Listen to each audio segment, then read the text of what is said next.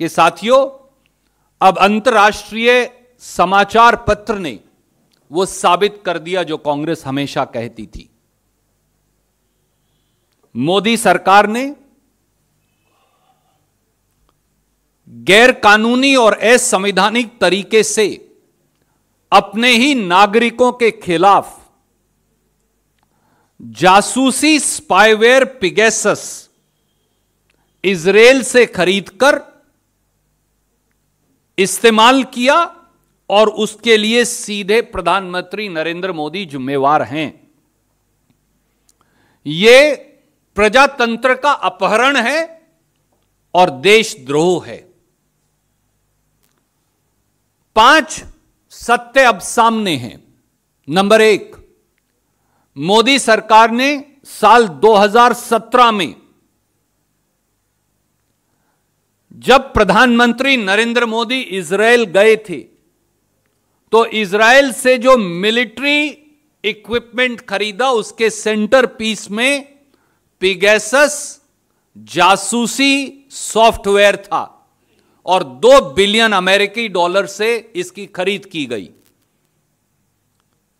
शायद यह भी संयोग नहीं प्रयोग है या प्रयोग नहीं संयोग है कि राष्ट्रीय सुरक्षा सलाहकार काउंसिल, जो राष्ट्रीय सुरक्षा सलाहकार को रिपोर्ट करती है, उसका बजट भी यकायक 33 करोड़ से बढ़कर साल 2017 में 333 करोड़ हो गया।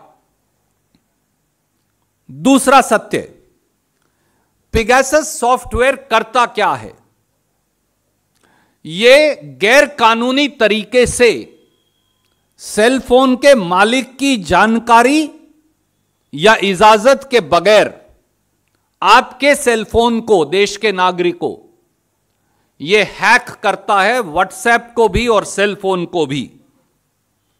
आपके माइक्रोफोन और कैमरा दोनों को कैप्चर कर लेता है और फोन ऑन हो या बंद हो, उसके चारों तरफ जो बात हो रही है उसकी फोटो और उसकी वार्तालाप, यह गुप्त तरीके से सेलफोन के मालिक की जानकारी के बगैर मोदी जी की एजेंसियों को भेजता है।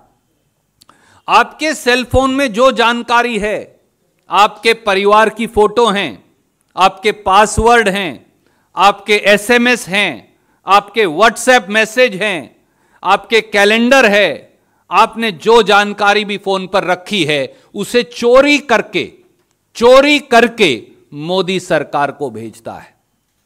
यही नहीं, आपकी जानकारी के बगैर सेल फोन में कोई भी जानकारी जो आपके खिलाफ इस्तेमाल हो सकती है उसे गुप्त तरीके से चोर दरवाजे से अंदर डाल देता है ताकि फिर सेल फोन के मालिक से वो बरामद हो और उसकी सजा हो जाए।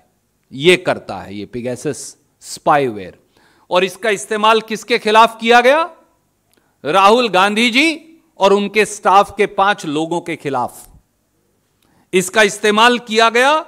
पूर्व प्रधानमंत्री देवेगौड़ा जी के खिलाफ, पूर्व मुख्यमंत्री सिद्धारमैया जी, कुमार स्वामी जी, भाजपा की मुख्यमंत्री, पूर्व मुख्यमंत्री वसुंधरा राजे सिंधिया जी के खिलाफ, भारत सरकार के मंत्री, कैबिनेट मंत्री प्रहलाद सिंह पटेल जी और उनकी धर्मपत्नी के खिलाफ, मौजूदा आईटी मंत्री वैष्णव जी और उनकी धर्मपत्नी के खिलाफ, प्रवीण तोगड़िया जी के खिलाफ, स्मृति ईरानी जी के ओएसडी के खिलाफ और न जाने और किस किस के खिलाफ।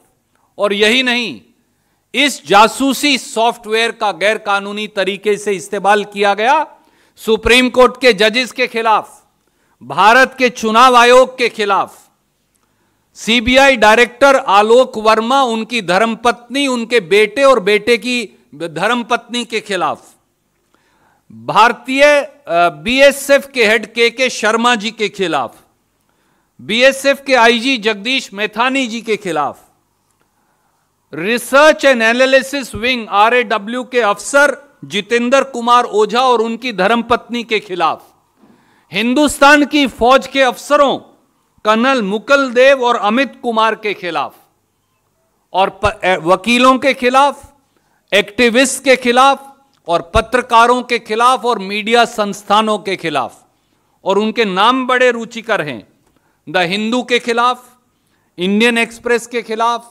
हिंदुस्तान टाइम्स के लोगों के खिलाफ, इंडिया टुडे के लोगों के खिलाफ, टीवी 18 नेटवर्क के लोगों के खिलाफ, ट्रिब्यून के लोगों के खिलाफ, मिंट के लोगों के खिलाफ, wire and economic political weekly के लोगों के खिलाफ, आउटलुक और डीएनए के लोगों के खिलाफ, न्यूज क्लिक और फ्रंटियर टीवी के लोगों के खिलाफ, और न जाने किस किस के खिलाफ। और मोदी गवर्नमेंट ने, मोदी सरकार ने पार्लियामेंट को धोखा दिया। आईटी मिनिस्टर अश्विनी वैष्णव जी ने यह कहा कि इस प्रकार के किसी सॉफ्टवेयर की खरीद की उनको जानकारी नहीं, मैं वो कागजात आपको भेज रहा हूं। गृह मंत्री और गृह मंत्रालय ने देश के धोखा दिया। आरटीआई के एक जवाब में कहा कि उन्होंने इस प्रकार का कोई सॉफ्टवेयर खरीदा ही नहीं। रक्षा मंत्री और रक्षा मंत्रालय ने संसद को धोखा दिया। उन्होंने कहा हमने इस प्रकार का कोई सॉफ्टवेयर खरीदा ही नहीं। और यही नहीं, मोदी सरकार ने देश की संसद को धोखा दिया। शपथ पत्र देकर कहा कि हमने ये सारे जो इल्जामात लग रहे हैं सरकार के खिलाफ कि उन्होंने सरकारी पैसे का इस्तेमाल कर सारे देश की जासूसी कर डाली, ये इल्जामात बेबुनियाद हैं।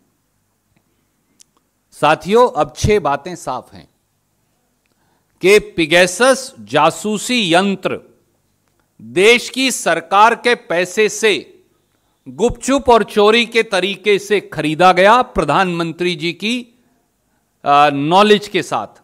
नंबर 1, भारत सरकार ने पिगेसस जासूसी यंत्र खरीदा। नंबर 2, संसद से धोखा किया। नंबर 3, सुप्रीम कोर्ट को धोखे में रखा। नंबर 4, सरकारी पैसे का इस्तेमाल जनता की जासूसी के लिए किया। नंबर 5, प्रजातंत्र का अपहरण किया 2019 के लोकसभा के चुनाव के समय। और नंबर 6, देशद्रोह किया। यह सच्चाई है।